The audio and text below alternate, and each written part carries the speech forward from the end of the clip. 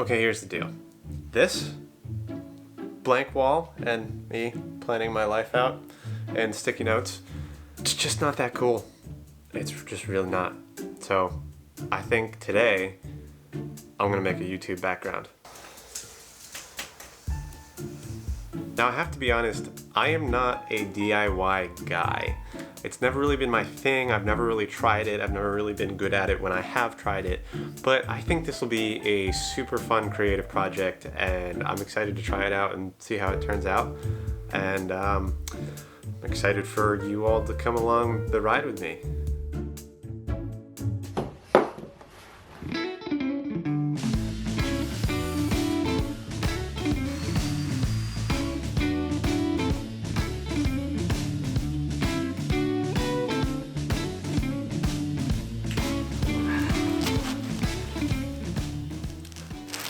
Okay, as you may notice, I got my pegboard. This side of it is white, the other side of it is brown. I'm going to spray paint one of them a dark green. I'm going for like a forest adventure kind of vibe. Oh man, this freaking lighting is...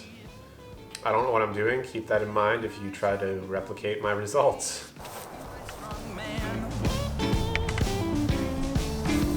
I go out at night for a drink or two. It seems somehow that bothers you. You're high strong, babe.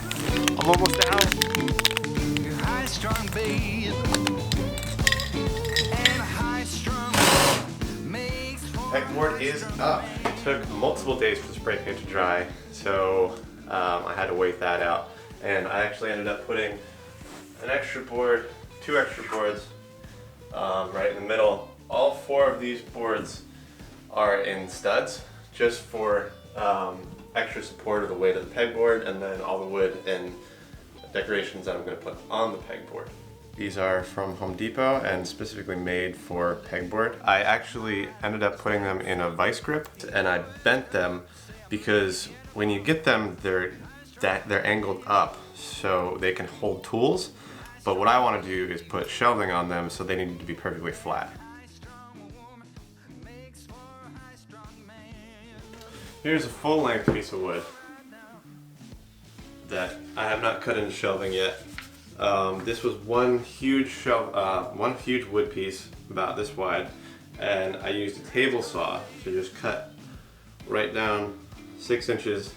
Even the shelving size is completely customizable if you want it to be, because you can pick any kind of wood that you want it to be. Alright, let's kick it off with the Home Goods haul. I didn't get very many things from there, but they have really unique, specific things, so it's really a hit or miss when you go there, but definitely hit this time. So let's start off with this tiny globe. I'm going for an adventure kind of vibe, exploration. So I thought this would be very cool. This little strand of metal lights, I stuck them inside of an empty wine bottle, and at night I can turn them on, and it's a beautiful decoration. Next comes Michael's. I got some fake plants. This is a strand of ivy. I'm gonna plan on using that kind of behind some of the decorations. I'll lay it on the shelf and put something in front of it. I got this palm frond. I live in Florida, so I'm kind of decorating for my location. Plastic air plants. Nothing too special, but I thought it'd be neat to kind of spice up the wall. Got this rope. Again, nothing special, but going for that adventure kind of vibe, and it's like rugged and outdoorsy, so it seemed cool. It caught my eye. I'm not really sure what I'm going to do with this, but also bought this at Michael's. Just a little glass jar. I'm going to go to the beach and get some sand and fill it up with some sand by the beach. Words are ridiculous. This gives you a perfect place to display all your little knickknacks and decorations and things that are just kind of laying around and you don't know what to do with them. Let's start with these. I have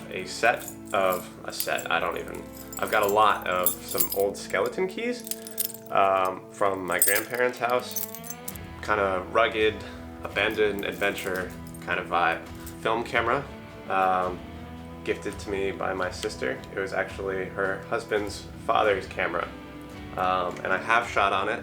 Takes amazing photos. Just a really cool piece of technology. So I think it should be on display. My first ever video camera used to record to these tapes. Kind of going with the old theme. I don't know how they fit in, but I just like them. They're cool. Got this little Buddha. I love Buddha. I am not a Buddhist, but I just love how happy he looks, and it reminds me to be happy and enjoy life. I've got these old glass bottles, also from my grandparents' house. Those will be on display.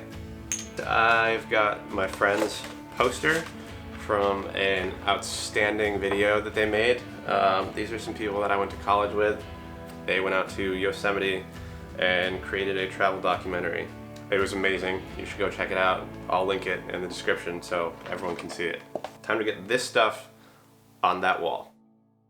I kind of realized that I might want some more hangers. I've got some wood left over for more shelves, but I didn't buy more hangers because I didn't know what it was going to look like. I put 4 pieces of wood behind this pegboard, and I put all 4 of those into studs. So this is very secure. That's the one thing I would say to be absolutely sure of. Everything else, completely customizable. I can do anything I want with this wall, anytime that I want, just purely by moving stuff around. Super easy. This is where I first started this video, and I was like, see this wall?